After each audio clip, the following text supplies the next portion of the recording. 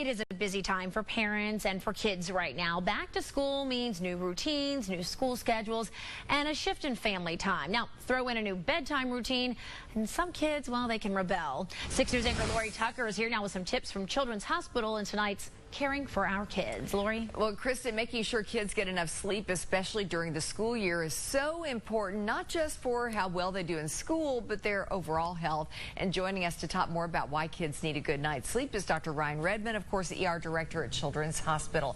Good to see you. Let's talk about specifics on why kids need enough sleep. Well, for reasons that are not completely understood, obviously, sleep is extremely important for everybody.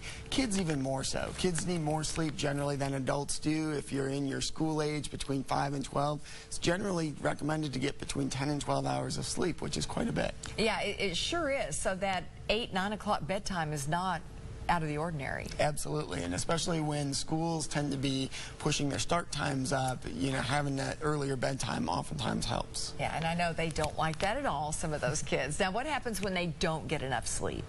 So certainly the biggest thing you see with kids is behavioral issues when they're not getting enough sleep.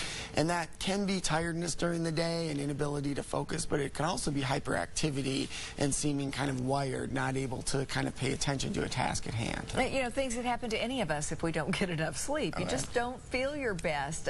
Let's talk about how much sleep is enough. You mentioned up to 10 hours? Yeah, 10 to 12 hours for school-age kids. Yeah.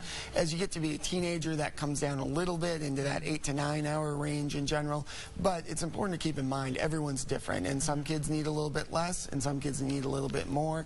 And you need to kind of pay attention to your kids' routines and their behavior to tell which ballpark yours lie in. Speaking of routines, let's talk about tips for parents out there on establishing a good bedtime routine for their kids. Routines are really important. So having the same bedtime every night and having kind of a winding down period before that. So you've got either reading time or time where you're not watching TV, not playing video games, so you can kind of get ready for bed.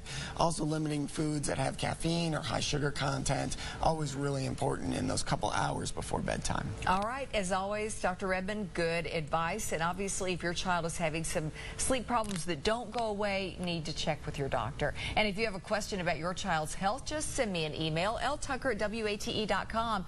And be sure to tune in every Thursday here on 6 News at 5:30 to see if we use your question on the air. Kristen.